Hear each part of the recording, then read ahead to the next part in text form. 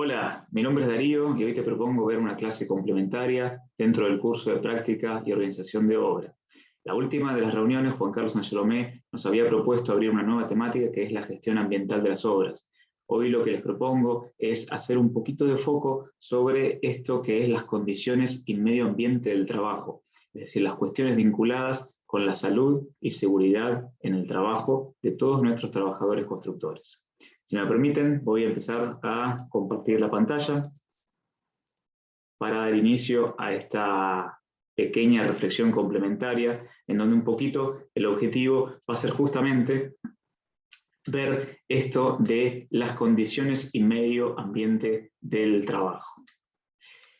Nosotros tenemos algunas cuestiones vinculadas con las lógicas de trabajo que tenemos dentro de la industria de la construcción, en donde siempre vamos a estar viendo, ustedes lo pueden verificar en cualquier tipo de obra, gente sana. No vemos en las obras gente con muletas, o gente incapacitada, o gente que ha sufrido un accidente de gravedad.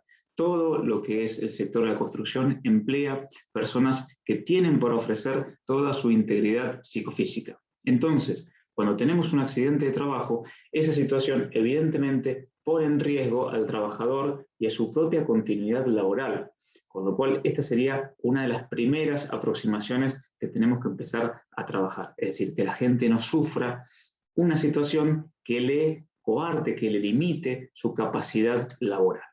Después tenemos para sumar dentro de esta reflexión esta situación de que nosotros somos una industria, la construcción es una industria, pero tiene una pequeña particularidad que es esto de la obra en construcción. La obra en construcción de alguna forma se diferencia de la industria de establecimiento. Fíjense esta imagen, donde el trabajador está sentado dentro de un ambiente de trabajo controlado, con iluminación, un montón de condiciones de comodidad. Cuando estamos en una obra en construcción, las condiciones claramente son distintas.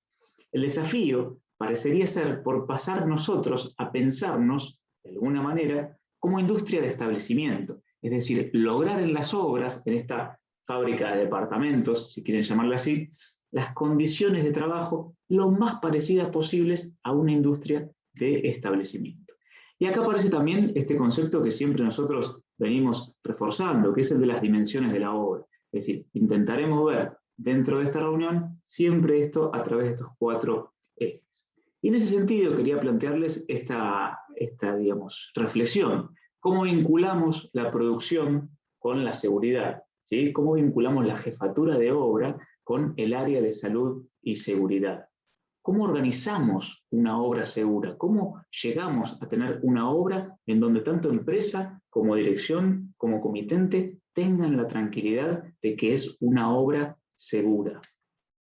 ¿Y cómo llegamos a eso? Es decir, ¿cómo gestionamos esa situación? ¿Qué herramientas de gestión tenemos para poder llegar a esa meta? Bueno, un poco en esta pequeña clase de hoy, el objetivo es analizar estas cuestiones y reflexionar sobre estas herramientas y cómo podemos, desde práctica y organización de obra, promover obras más seguras. Si les parece, arrancamos entonces con este cuadro dentro de lo que son las dimensiones de la obra, que es una estructuración que nos permite a nosotros abordar la temática. Desde el área legal, nosotros lo que tenemos básicamente es una matriz normativa. Piensen que en seguridad y salud todo está absolutamente normado. En lo que es el área técnica, lo que tenemos básicamente es lo que llamamos normas de procedimiento. ¿Qué es el procedimiento? Que es que la misma tarea la hacemos todos, siempre, de esta forma, porque es la forma segura. Es decir, no hay caminos personalizados. Es siempre un procedimiento seguro. Esto está un poco vinculado también con los equipos y con lo que es la cuestión de, digamos, las medidas de mitigación. Esto siempre empieza a relacionarse y lógicamente tiene un ámbito de repercusión económica, en donde empieza a aparecer la valorización de esa situación. ¿Sí? ¿Cuánto vale cada una de estas cuestiones que implementamos? Que impacta de lleno dentro de lo que es el aspecto social. Entonces, siempre nosotros decimos que la persona, esto de recursos de producción, materiales, mano de obra y equipos, la mano de obra es por hoy el principal activo que tiene una empresa constructora. Es el que más cuesta llevar adelante y desarrollarlo, y también, obviamente, es el que más debemos cuidar por una cuestión lógica.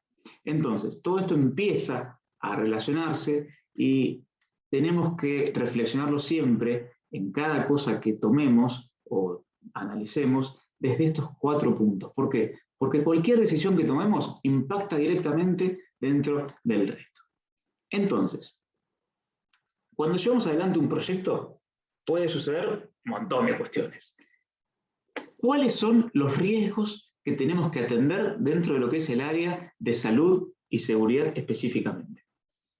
Bueno, principalmente el tema del accidente de trabajo, la muerte o la ocurrencia de un accidente o enfermedad profesional. Pero hay también otras afectaciones que pueden impactar de lleno dentro de lo que es el proyecto. Interrupciones, plazos que se ven afectados, calidad que no es la esperada. También tenemos el conjunto de afectaciones económicas con multas, con suspensiones que te impacta de lleno dentro de lo que es el plazo de trabajo, con clausuras que lógicamente generan un impacto muy grande, con gastos y eventualmente con la atención de reclamos judiciales. También hay otro espacio de impacto, que es el impacto que se produce directamente en empresas que están pasadas de índices, empresas que tienen mucha siniestralidad. Es decir, que empieza a afectarse su imagen, ¿sí? Su prestigio. Entonces, eso afecta también directamente los contratos posibles que empiecen a aparecer. Entonces, con todo este conjunto de afectaciones, nosotros siempre queremos reforzar la idea de que la principal afectación es sobre la vida humana de los trabajadores constructores. Y en ese sentido quería traerles acá unas estadísticas que son bastante graves, que es la curva de trabajadores fallecidos a lo largo de los años. Ese último número, fíjense, 56, ¿qué ocurrió en esas 56 muertes? Bueno, acá este gráfico es bastante claro, en donde vemos que la caída en altura es la principal causa de muerte en las obras. Lamentablemente ese número volvió a subir y en los últimos años volvemos a estar casi en el pico de la curva.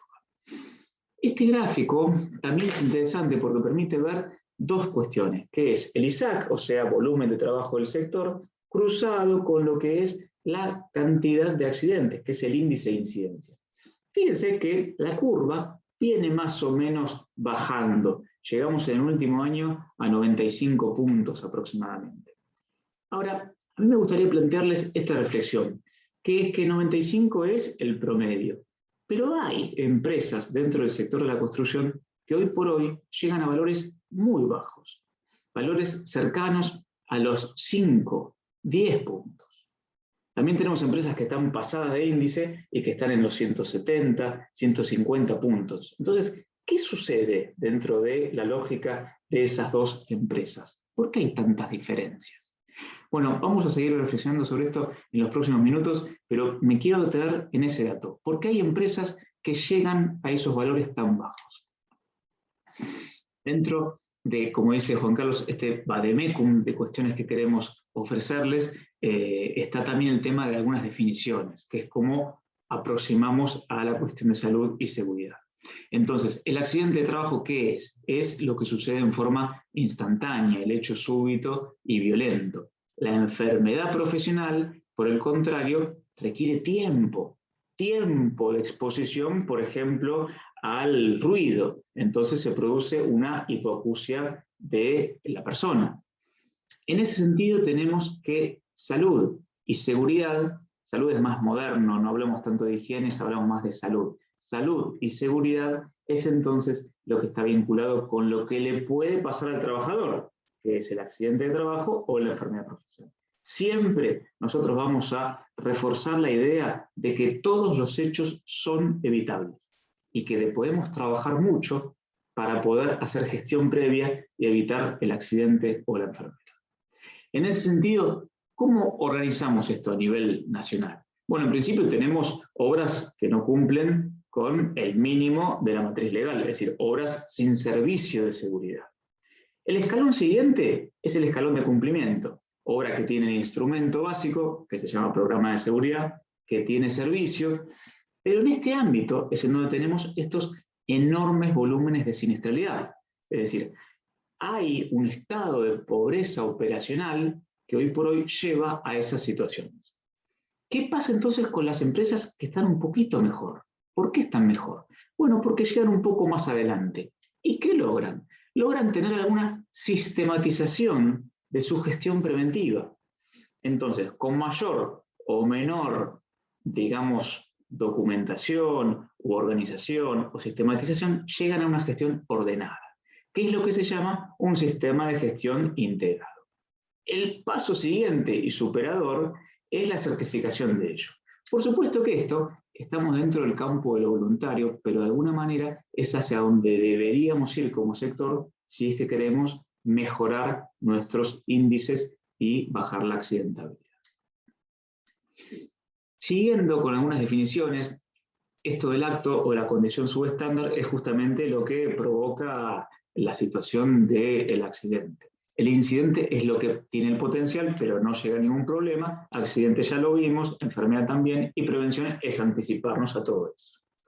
¿Cuáles son los factores de riesgo en la obra? Hay un montón, desde la parte física-mecánica, electricidad, acústica, toxicología, incendio, lo que es operaciones en vial, riesgo psicosocial y últimamente el riesgo biológico, ¿sí? Entonces, este es el conjunto enorme de factores de riesgo.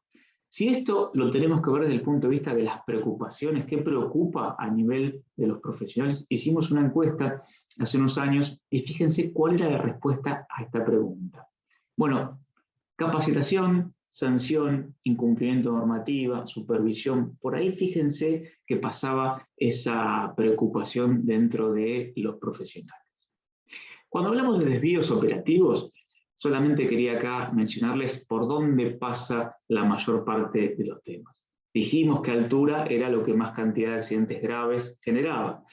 También aparece todo lo que es la parte vinculada con obra civil, como vemos en esa foto, altura, andamios colgantes, máquinas, herramientas, elementos de protección personal mal usados, silletas en forma, digamos, absolutamente fuera de norma. Fíjense cómo está atada esa silleta. Trabajos en excavaciones, demoliciones, submuraciones, es decir, todo un conjunto de riesgos civiles que tienen mucho que ver con nuestra práctica constructiva.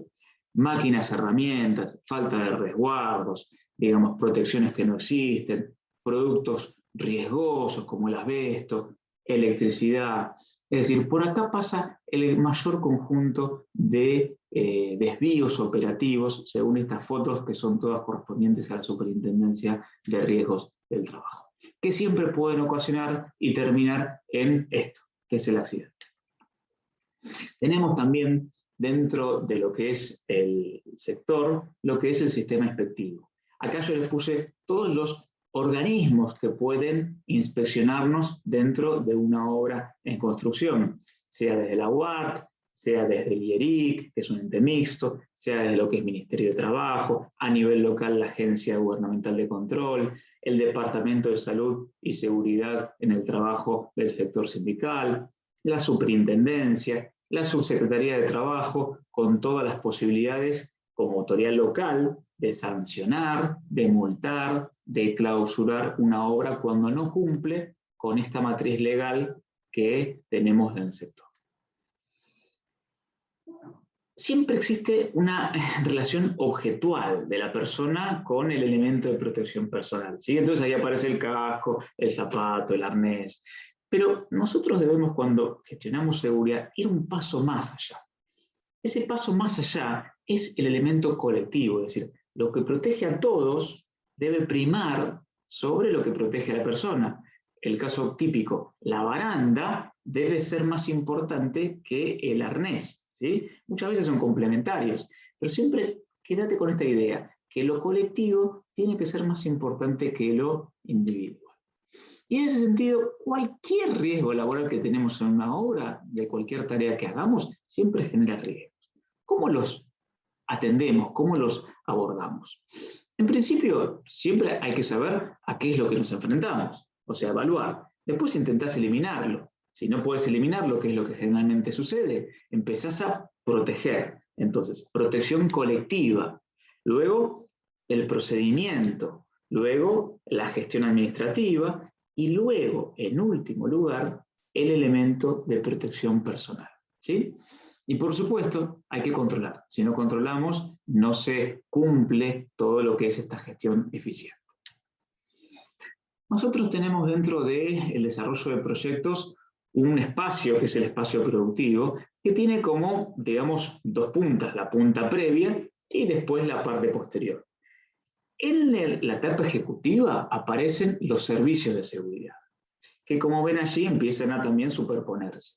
Pero acá queremos quedarnos con esta idea, de que el espacio de la formulación del proyecto es en donde se desarrollan esas cuestiones, donde se llevan adelante y se deciden, ¿sí?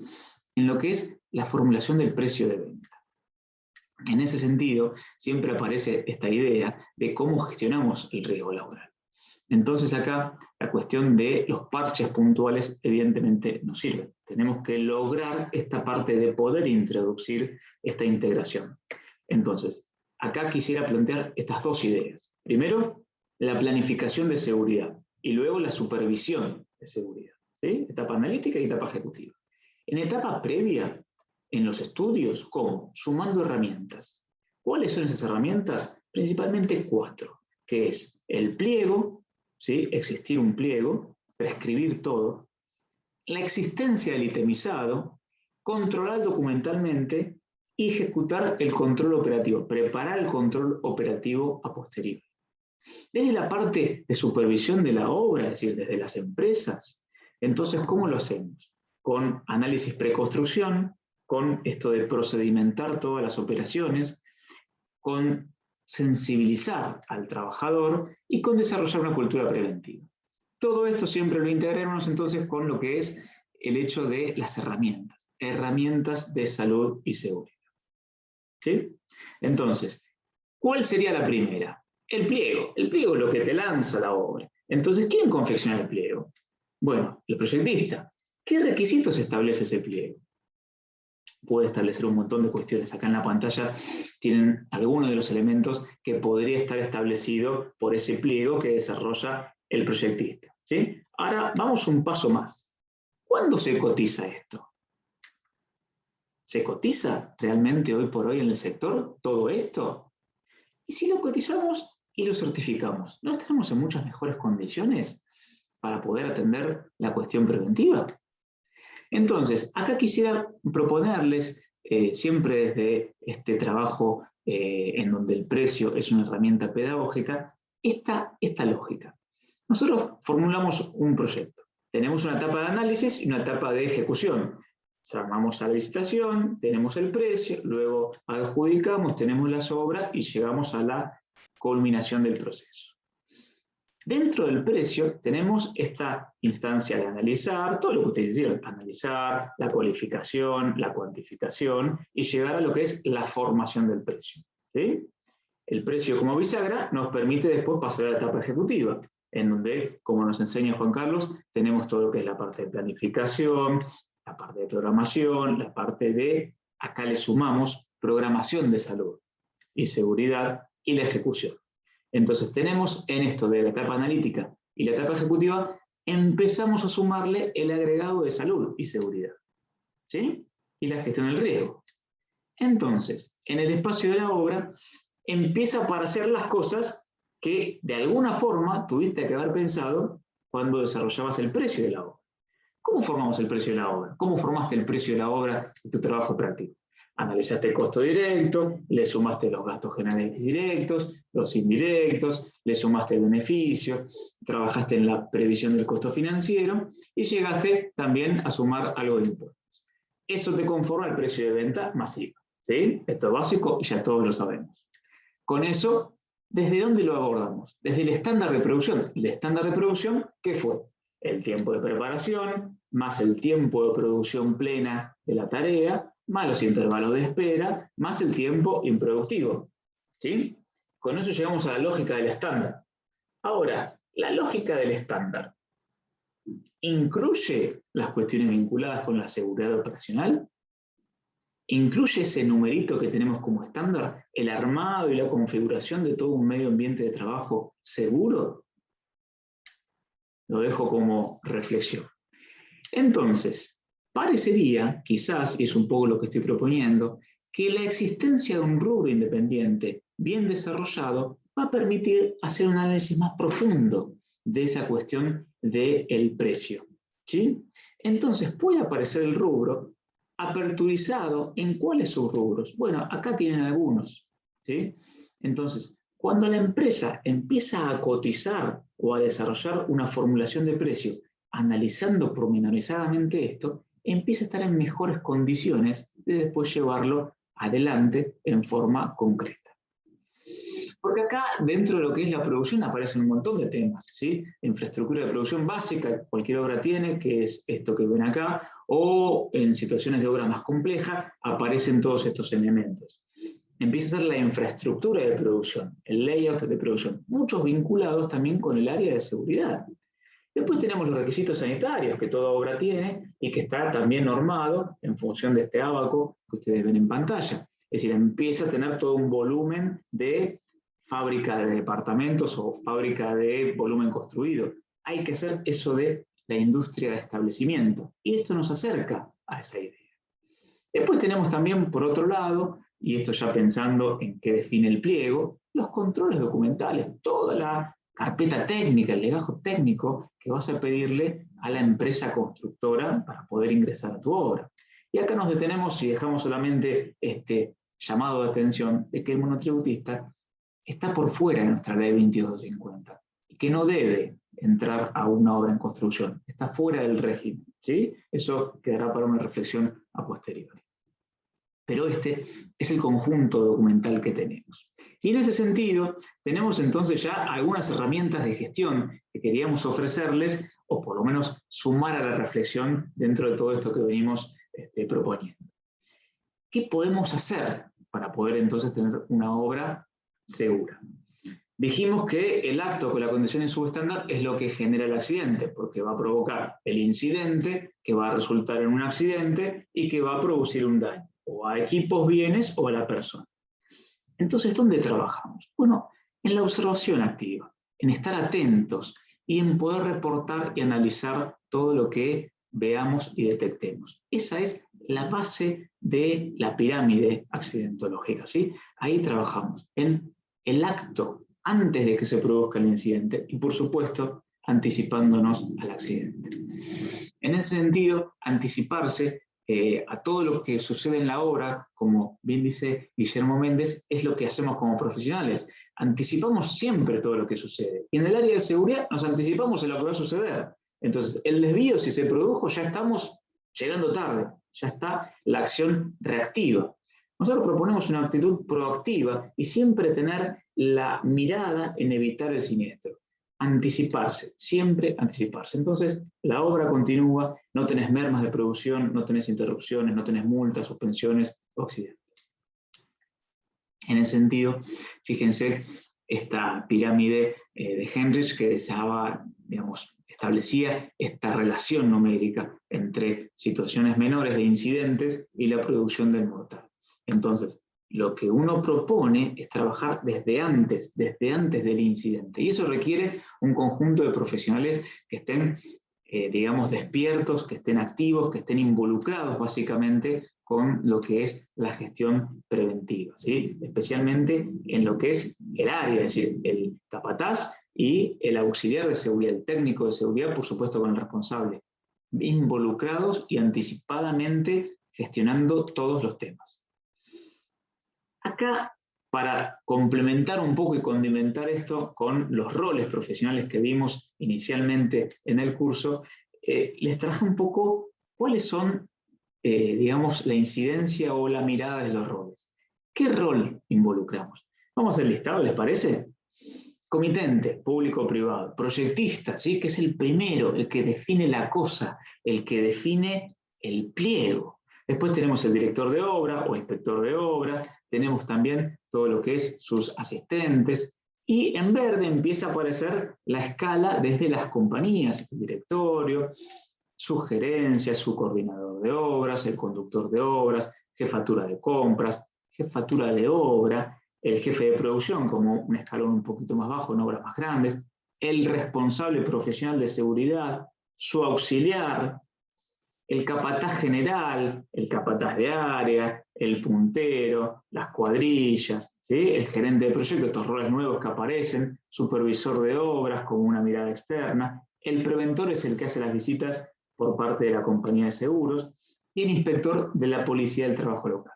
Hay muchos roles, fíjense que aperturizamos mucho lo que habíamos visto al principio. Pero en este cuadro de roles, ¿dónde está el espacio preventivo? Acá básicamente, en lo que la ley llama el responsable de tarea. ¿El responsable de tarea quién es? El que comanda la cuadrilla, el capataz o toda su sucesión de roles vinculados. Y por ende, en un escalón superior, el jefe de obra, ¿sí? Después también, esto lo verificamos permanentemente, el involucramiento de la figura máxima de una obra es generalmente cómo después se definen las cosas en la obra.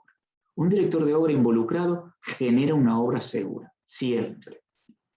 Y por supuesto el comitente. El comitente es el que marca la cancha al principio, es el que define muchas veces en conjunto con el proyectista qué tipo de requisitos va a establecer. Bueno, después tenemos las herramientas diarias que tenemos en la obra, que siempre es la parte de documentación. Y acá la recomendación es siempre dejar todo escrito, ¿sí? De palabra ir reduciendo las cosas, digamos, hablamos siempre y articulamos siempre las cosas en la obra, pero siempre dejar todo por escrito, a través de cualquiera de las herramientas e instrumentos que llevamos adelante. En los últimos minutos que ya tenemos para ir finalizando esta pequeña clase complementaria, quería ofrecerles esto de, bueno, vos estás en la obra, ¿sí? Estás en tu día de trabajo y tenés que controlar. Entonces, ¿cómo es el approach que tenés a esa gestión de control en campo? Veamos este pequeño cuadro. Hay una opción que es no controlar, no mirar, no te importa. ¿Y qué pasa entonces? La conformidad negativa básica, o sea, la no conformidad, se va a repetir. Por otro lado, tenés la alternativa, que es la que proponemos, que es que incorpores tu visión preventiva y que generes recorridas preventivas. En ese caso podés detectar una conformidad. Alguien, por ejemplo, que está trabajando en altura sin arrest, sin un equipo o un sistema de arresto de caídas. Ahí está, el muchacho. ¿Sí? Lo vemos trabajar sin arrest. Siempre, siempre, todos, nos pasa a todos, tenemos un proceso de decidir si intervenimos o si no intervenimos, por un montón de cuestiones. ¿Qué pasa si no intervenimos?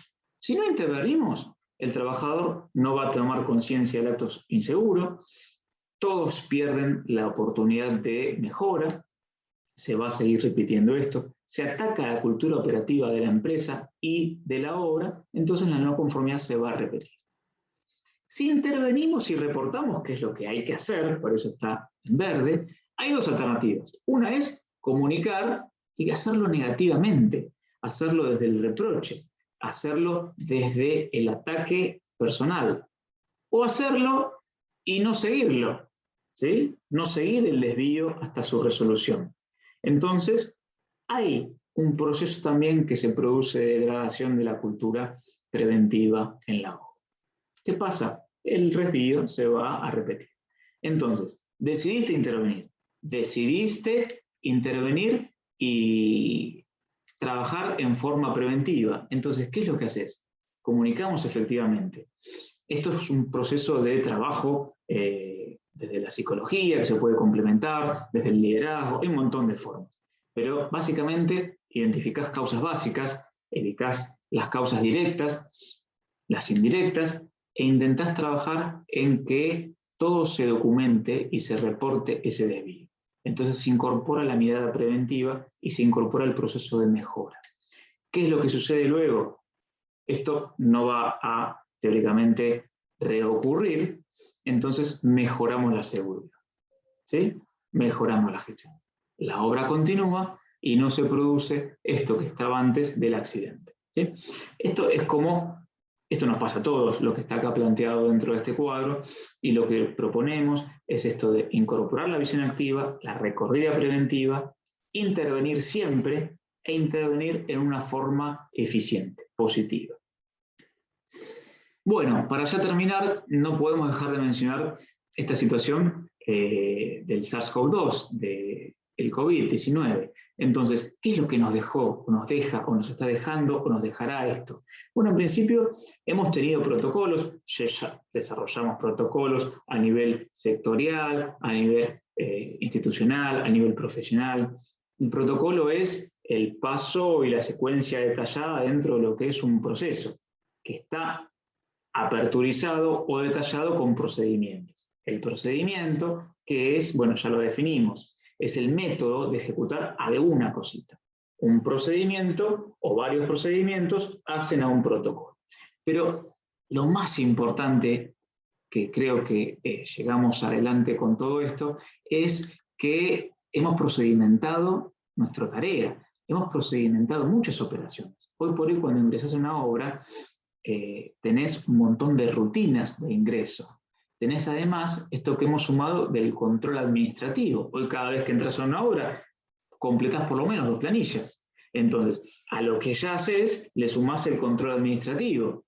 Y también hemos todos incorporado una relación muy profunda, objetual, con el elemento de protección personal. Todos tenemos nuestro protector oronasal, nuestro tapabocas. Entonces, tenemos ya incorporado que el elemento de protección es parte diaria, hemos incorporado los procedimientos y hemos incorporado, esto que se definió inicialmente, este complemento administrativo de planillas y demás.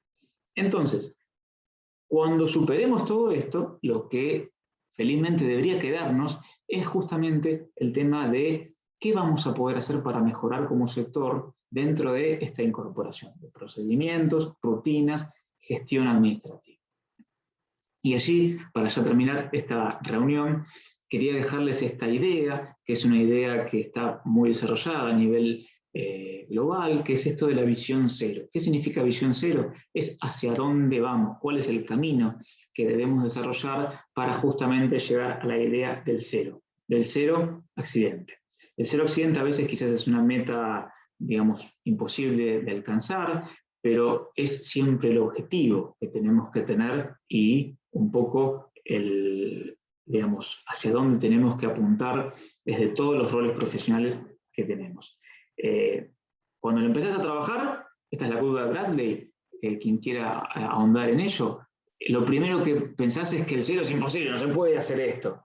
Luego es un poco más difícil. Luego es, y lo podemos llegar a hacer. Y el último paso es en donde el accidente cero es sustentable, digamos, es fundamental y es básico para el trabajo de la empresa, ¿sí?